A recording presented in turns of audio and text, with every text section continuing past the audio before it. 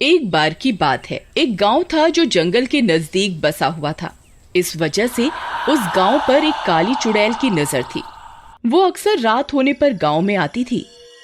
सब गांव वाले चुड़ैल के बारे में जानते थे, इसलिए कोई भी घर से बाहर नहीं निकलता था। उसे जो भी मवेशी बाहर बंधा हुआ दिखाई देता, वह उसे ही मार कर खाने लगती थी। रोज रोज अपने मवेशियों की लाश देख देख कर गांव वाले परेशान हो जाते हैं।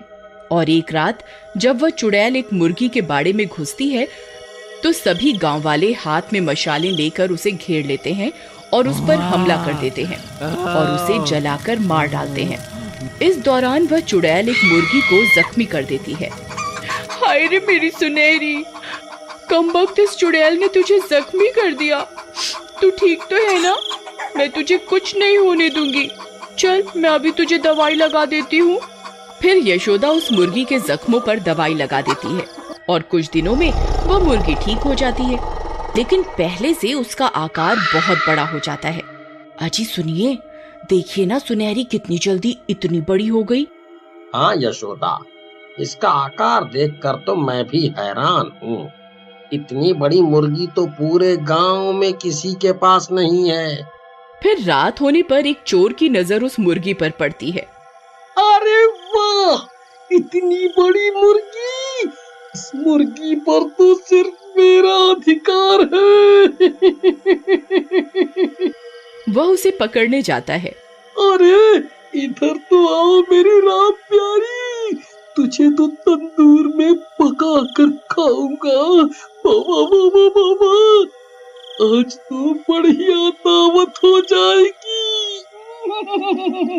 तभी वह मुर्गी उसकी ओर पलटती है और अपनी चोंच से उस पर हमला कर देती है। अरे मर गया रे! अरे नाच मिट्टी मुर्गी, ये क्या कर रही है?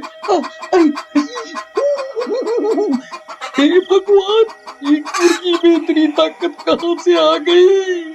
तभी वह मुर्गी अपना मुंह बड़ा करके उसे निगल जाती है। मुर्गी उसे खाकर चुपचाप अपनी जगह पर बैठ जाती है। फिर सुबह होने पर वह एक अंडा देती है। वह अंडा बहुत बड़ा होता है। अजी सुनिए, जल्दी बाहर आइए, ये देखिए यहाँ क्या है। क्या हुआ यशोदा, क्यों चिल्ला रही हो? ऐसा क्या देख लिया? अजी देखिए ना, ये अंडा कितना बड़ा है। ये अंडा सुनहरी ने दिया है। अरे वाह यशोदा, ये अंडा तो बहुत कीमती लगता है। चलो इसे उठा लो, इसे यहाँ खुले में नहीं रख सकते। यशोदा उसका अंडा उठाने लगती है। तभी वह मुर्गी उसे चोंच मारती है। अरे कमबख्त मुर्गी, अपनी मालकिन को चोंच मारेगी? रुको, हम थोड़ी देर यहीं इंतजार करते हैं। जैसे ही अपना मुंह दूसरी तरफ करेगी, हम इसका अंडा उठा लेंगे। फिर वे दोनों छुप जाते हैं और इंतजार करने लगते हैं। फिर जैसे ही वो मुर्गी अपना मुंह दूसरी तरफ करती है, वे दोनों उसका अंडा चुरा लेते हैं और घर के अंदर घुस जाते हैं। अरे वाह वाह यशोदा, हमारे हाथ को खजाना लग गया। इतना बड़ा अंडा कभी किसी मुर्गी ने नहीं दिया प्रीतम। अगर हम इसे शहर में बेचने जाएंगे तो हमें इसके मुंह मांगे पैसे मिलेंगे। मैं कल ही इसे लेकर शहर जाऊंगा। वहीं दूसरी तरफ वो मुर्गी अपने अंडे को ना पाकर गुस्से में आ जाती है और अपने अंडे को सूंघते सूंघते उनके दरवाजे पर पहुंच जाती है। फिर वह मुर्गी खिड़की से झांक कर देखती है तो उसकी नजर उसके अंडे पर पड़ती है। फिर वह मुर्गी गुस्से में उनके दरवाजे पर अपनी चोंच मारना शुरू कर देती है। अरे ये कौन है? तुम यहीं रुको, मैं अभी देख कर आता हूँ। फिर रामू खिड़की से झांक कर देखता है तो उसे वह भूतिया मुर्गी उसके दरवाजे पर खड़ी हुई दिखाई देती है। अरे मर गए रे! ये कमबख्त मुर्गी तो अपना अंडा लेने के लिए यहाँ तक आ गई। अब क्या करूँ? अरे यशोदा, ये कमबख्त मुर्गी तो अपना अंडा लेने के लिए मरे जा रही है। इसके पंजे तो देखो, कैसे चुड़ैल के जैसे लग रहे हैं। अगर ये अंदर घुस गई तो हमारी शामत आ जाएगी। तभी वह अंडा हिलने लगता है और धीरे धीरे टूटने लगता है। अजी वह देखिए, इसके अंडे में कुछ हलचल हो रही है। लगता है बच्चा निकलने वाला है। तभी उसका अंडा ऊपर से टूट जाता है और उसमें से एक बच्चा बाहर निकलता है। उसे देखकर उन दोनों की आंखें फटी की फटी रह जाती हैं। अरे अरे, ये क्या चीज है?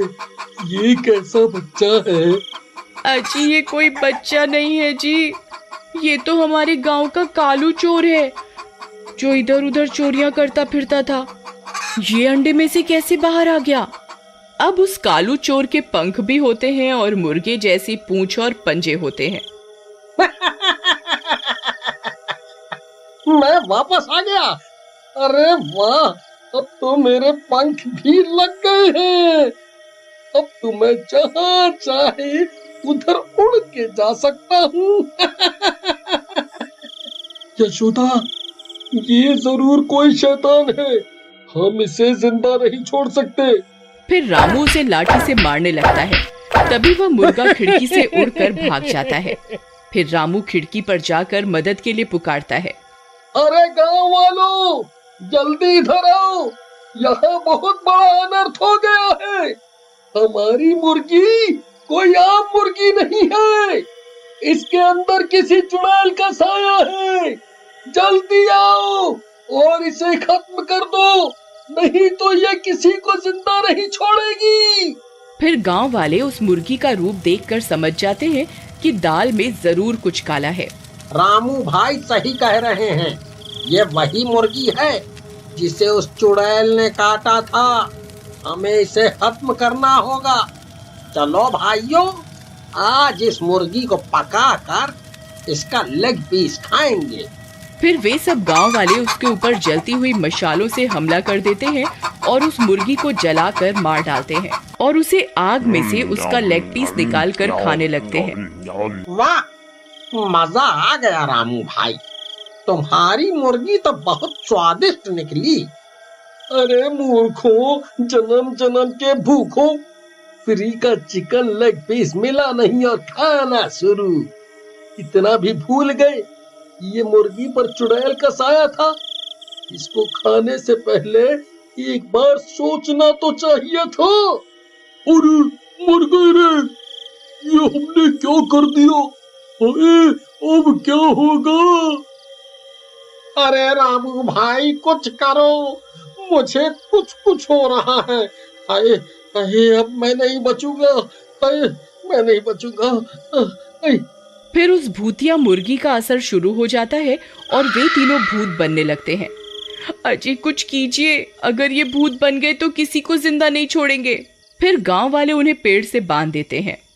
शुक्र है भगवान का, ये मुसीबत तो टली। नहीं भाई, एक मुसीबत यहाँ जंगल में घूम रही है। उस मुर्गी के अंडे से एक दानव ने जन्म लिया था जो हूबहू कालू चोर की तरह दिखाई दे रहा था। ये क्या कह रहे हो भाई? ऐसा कैसे हो सकता है भाई?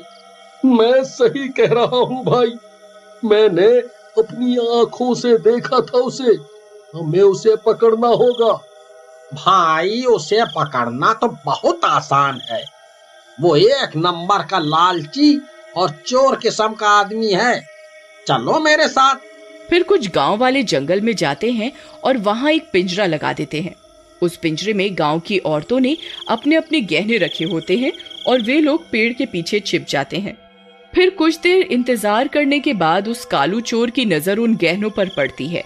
उसके अंदर का चोर जाग उठता है और वह पिंजरे की तरफ आ जाता है और उसमें घुस जाता है और गांव वाले पिंजरा बंद कर देते हैं और वह पकड़ा जाता है।